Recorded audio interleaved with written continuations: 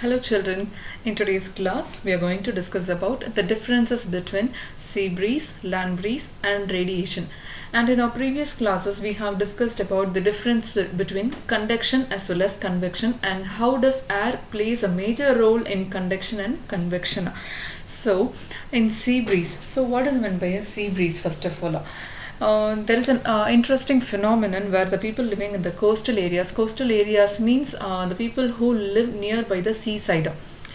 So they will experience an interesting phenomenon like they will feel more chill or they will feel more hot depending upon the breeze, sea breeze and land breeze.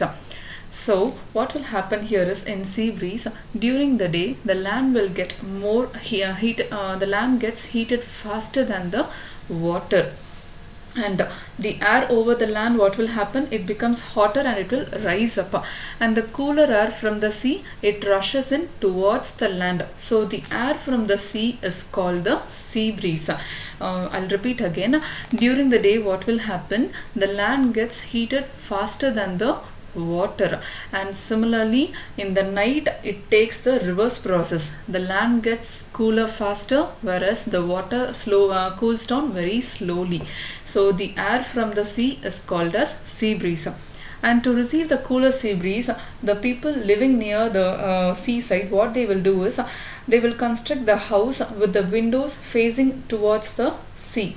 So when the windows are faced towards the sea, you will receive more chill air from the sea. So at night what will happen, I have told you already, the water will cool down more slowly than the land. So the cool air from the land, what will happen, it will move towards the sea. So this is called as the land breeze. When the air from the sea comes towards the land, it is called as sea breeze. When the what happens when the cool air from the land move towards the sea, this is called as a land breeze. So this is such an interesting phenomenon which takes place in a regular basis when we see near the coastal areas.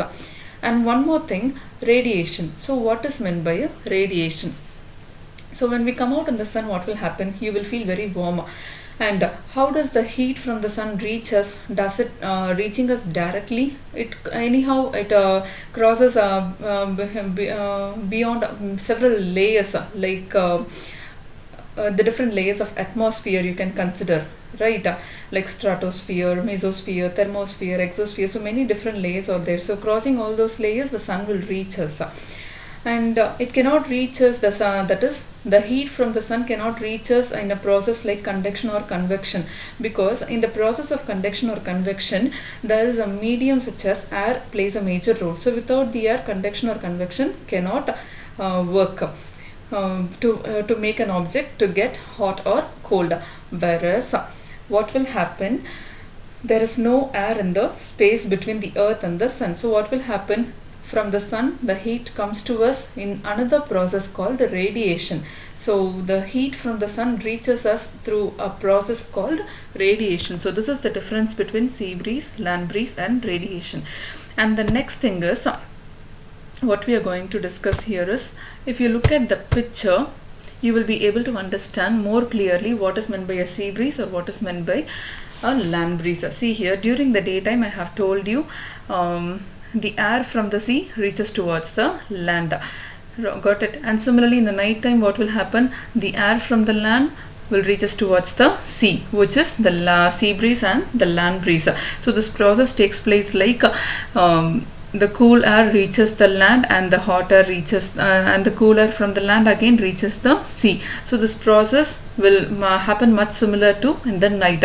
So the hot air again reaches the land and the cool air from the land reaches the sea. So it takes a reverse cycling process.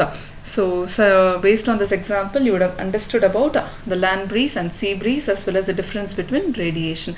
And now we are going to discuss what are the kinds of clothes we wear in summer and winter. So already we have discussed regarding this. During summer we will wear the cotton clothes, and during winter we will wear the woolen clothes.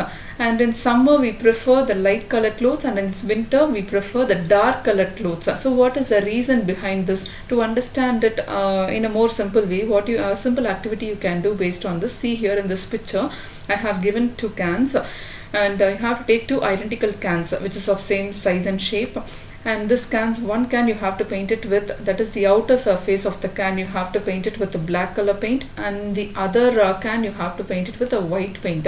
As well, pour equal amounts of water in both the cans and leave them in the midday sun for about an hour.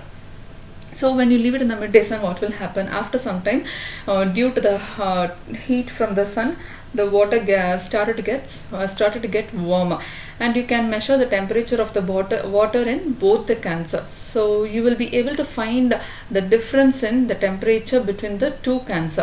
And even it is not that you have to have a thermometer in your hand to measure the temperature of the water.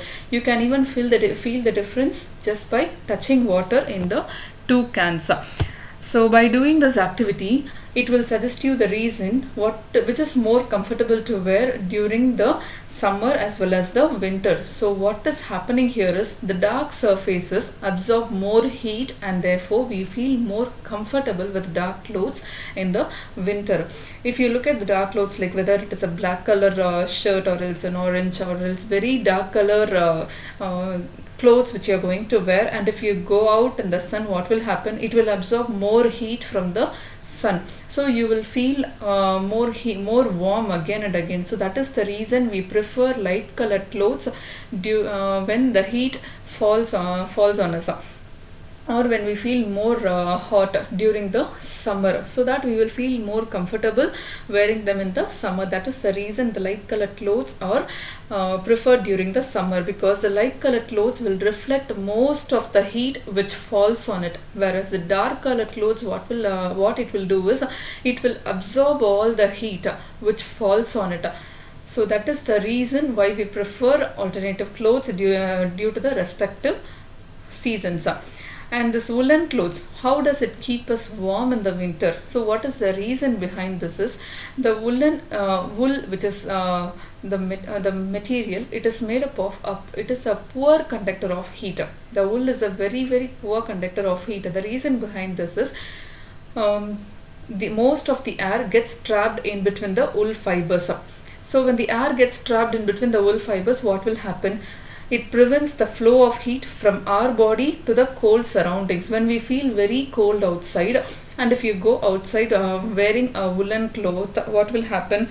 The heat from your body will not go out from your body, and the air, that is the heat, and the heat air will get trapped inside the woolen clothes itself. That is the reason it will make you to feel warm. That's why we wear woolen clothes during the winter.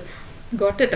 So we have come to the end of the lesson, and I hope you have understood the concepts which I have explained in this lesson, heat. So let us meet in the next class, children. Thank you.